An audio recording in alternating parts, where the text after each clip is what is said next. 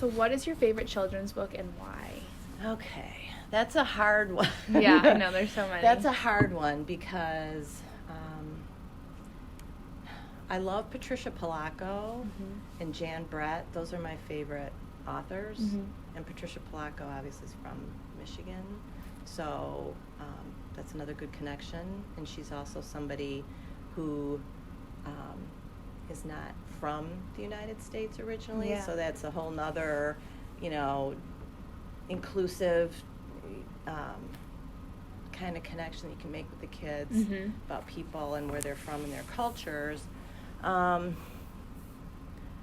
Jan Brett, I just love the illustrations. I don't know if I could name a book. I guess Charlotte's Web. Yeah. Would be my favorite. We just read that. I guess that would be my and that's one I read every year with the kids. Uh-huh. I read all three of them, Stuart Little and Trumpet of the Swan, with the kids throughout the year. And so I guess if you forced me to pick one, it would be Charlotte's Web. Yeah, that's a good one. That's my favorite. Do you think children's literature is essential to a child's growth, and how so? Yes, for sure. Yeah. We try and integrate books and reading and literature across curriculum areas. So not just, for reading, but we incorporated a lot with writing as far as using them as mentor texts for the kids to kind of model their own writing on. We look at real authors. I love hooking it in with math.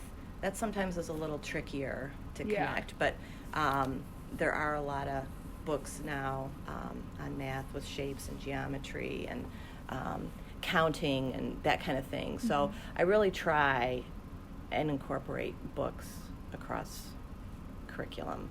It's easy with science and social studies, but I think it really helps. The kids enjoy it because I feel like at home the kids just don't read as much anymore, so they're not getting it at home. So I feel like read alouds here at school and incorporating as much literature and real books, not ebooks. Yes. I'm a big, and I know I'm old.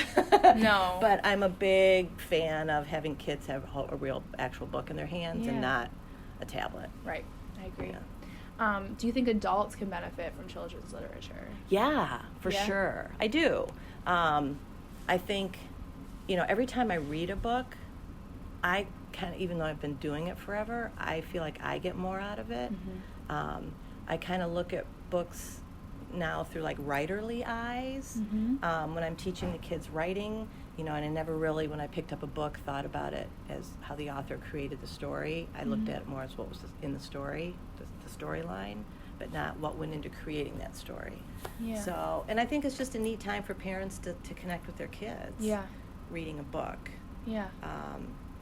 So I get huge enjoyment out of sharing books with the kids, and it's fun to see their reaction and good opportunities for conversation and discussion. No, in this class, it's all about the real message behind all the children's books. Going back and rereading Charlotte's Web, Goodnight Moon, all those books, I definitely read it from a different perspective now. Exactly. Now that I'm older and I kind of understand what they're saying. Exactly. I mean, you can enjoy it initially as a child through a child's eyes, but then as you're an adult, you kind of understand more the message and the meaning that's behind the book that you can't appreciate when you're 6 or 7 years old. Right. So when choosing a book to read to your class, does it take you a while to pick the right theme or message, or how much effort goes into that selection? That used to be more difficult to do. I used to have to spend more time on my own kind of doing that, trying to find books that would fit in with the different units that we're teaching. But now with the reading and writing units, they give you, the Lucy Calkins, they give you texts, suggested text to use. So I find that helps as a resource to look through those, and I kind of make sure that I get those, because those are kind of interwoven throughout the writing units and throughout the reading units. So, and then the library has really beefed up their collection of diversity books. So now that we have so many different cultures in the school, it didn't necessarily reflect in the books that we had in the library. It was just all white kids. That's basically. a big issue. We just learned about that. It's a big issue going on right now. Yes. It's huge, and kids that are Arabic or kids that are from different nationalities and different countries don't see themselves in children's books. Right. So we've kind of worked on, and disabilities as well, seeing kids in wheelchairs and seeing kids with walkers and different disabilities. So our librarian has really tried to beef up that part of our library, and I think there's more out there now, or there's more being written now than there used to be. Yeah, and that kind of connects to my other question is that do you believe that minority groups are underrepresented in children's literature? Yes. Yeah, initially now, for sure. I think that's changing as our awareness is changing. Yeah. So I think there are more things being written, but as far as like the classics and some of those old books, that's just the way they are. Yeah, yeah. But I think that is definitely changing, which is good. Yeah.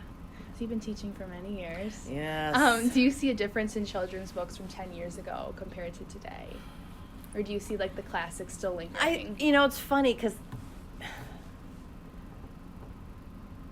I guess I still kind of gravitate towards those older books and books that I used when I started teaching. I know, because I'm looking, I see, like, Click, Clack, Moo, yes, and I see all the classics in here. Yes. Right. So I kind of stick to those, but I love going in bookstores and picking up new ones too. But I tend to kind of stick with my old comfort zone books. Yeah. Our staff now is very young here at Eastover. I know. A huge all the old ones are gone. I don't recognize many names anymore. They kind of come in, from their school experience, their college experiences, and say, this is a really great text. You should try this book with the kids and chapter books and things. So they're a good resource, too, that kind of help me interject some new life maybe into my collection. Yeah. Do you believe it's important to introduce different cultures to your class through literature, and how do you go about this? Yes. We just had, we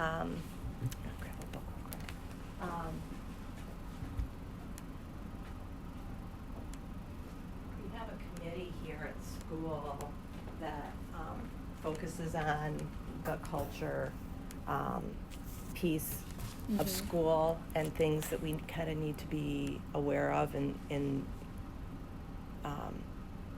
making all the kids feel welcome. Yeah. Friday we put together a whole day on diversity, differences and diversity. So kids, speakers came in and talked about being from different cultures. We had people coming in and talking about kids that had ADHD, physical disabilities too. We talked about dyslexia and autism. We had high school kids come in and talk to the kids about depression and anxiety, which I heard was very powerful for the third graders. So I think, we just need to be more aware of those cultures and making sure that, if kids are wearing different clothes, if they're eating different kinds of food, that doesn't mean it's bad. Right. And we need to recognize those differences and celebrate those differences. Yeah. And I think that's what's so cool about Eastover is because it's not your typical Bloomfield Hills school. Yeah. We're a Title I school, so we have a extremely diverse population. It's not like the other side of the district. Right.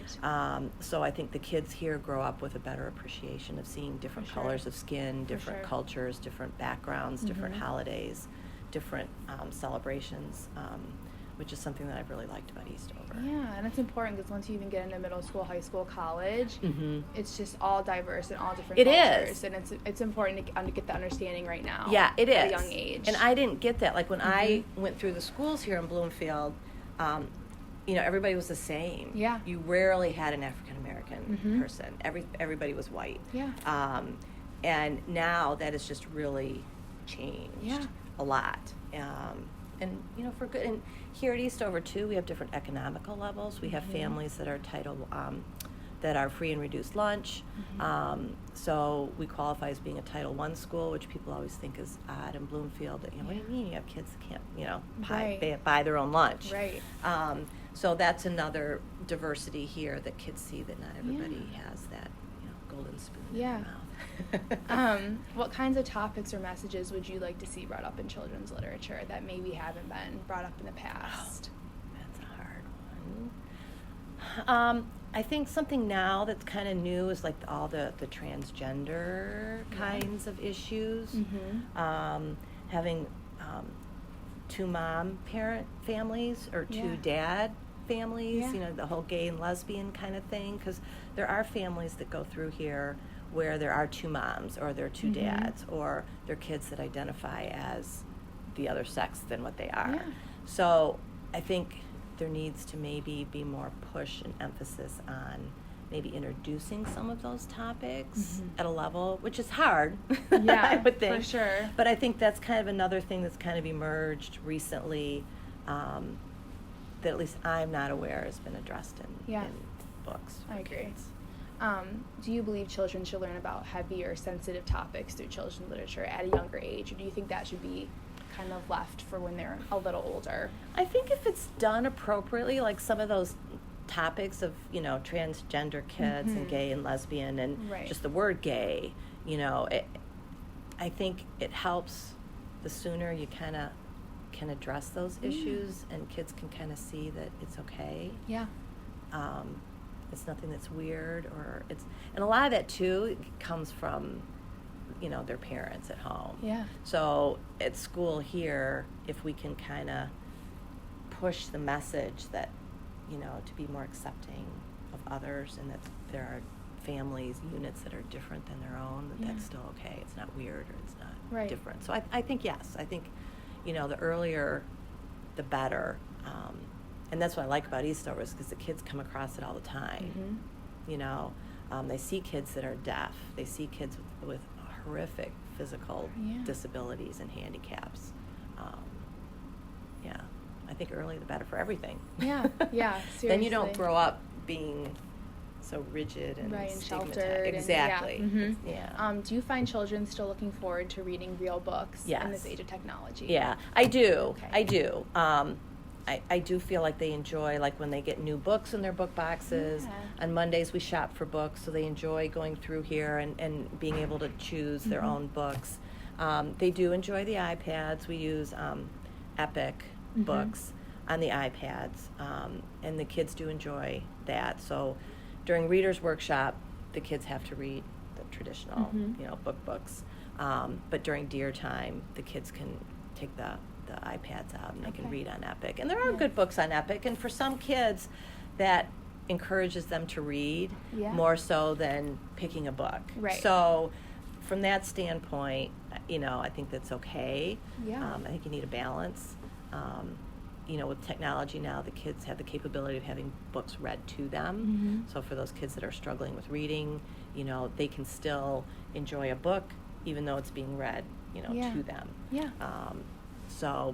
But nothing beats a book. Right, good. I'm happy you say that. I feel that. I keep telling my, when I have grandkids, they will read books. Right, and, exactly. when they come to Grandma's house, it's going to be, reading a real book, not on a tablet.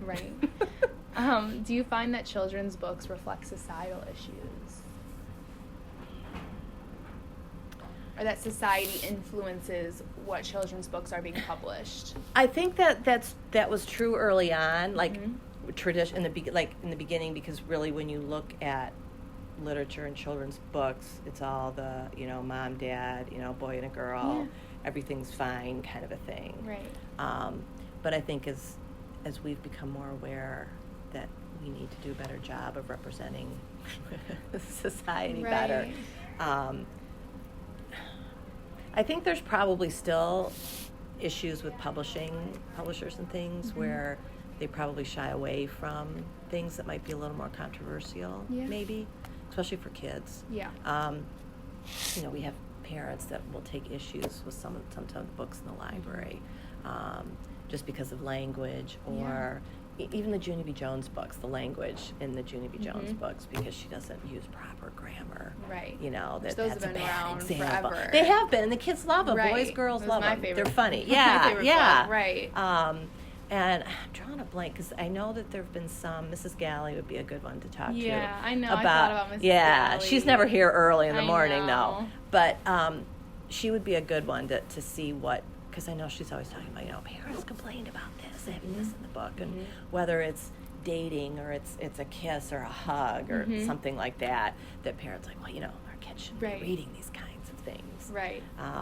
And now we're just a K-3 school where we used to be K-5. Right. So there's still, I'm sure, some books in circulation out there that, should be, at the middle school now. Yeah. But, So I'm sure that there are still just people that are hesitant to publish. Yeah, just because of the sensitivity. Mm-hmm. Yeah. Okay, then my final question is, in what ways can children's literature improve in your eyes?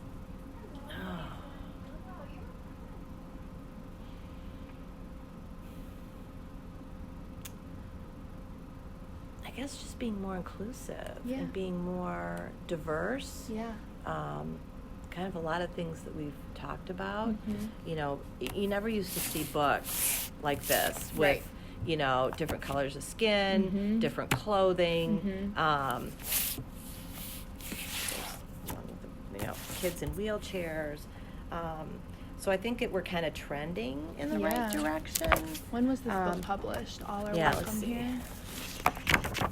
This was our school-wide read aloud this year. We had 2018. Okay. Yeah. Yeah. So that's kind of interesting, telling. You know, I think we're coming into an era where we're gonna start seeing more of these kinds of books. Yeah. And I just think it takes time. Yeah. And it takes companies wanting to, you know, go out on a limb a little bit. Yeah. But, I don't know. For the most, I mean, literature is literature, and the classics and the older things are good too. Yeah. So I think becoming more contemporary or keeping up with the issues in the times socially might be a goal to continue working on.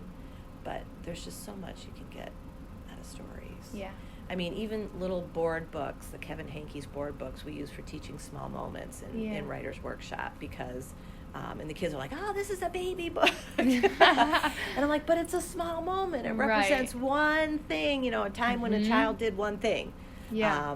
And then they want to read them all. So I've got these chunky board books. So I just think kids just need to be immersed in literature from the time that they're, you know, born really to, you know, you never really stop. Yeah.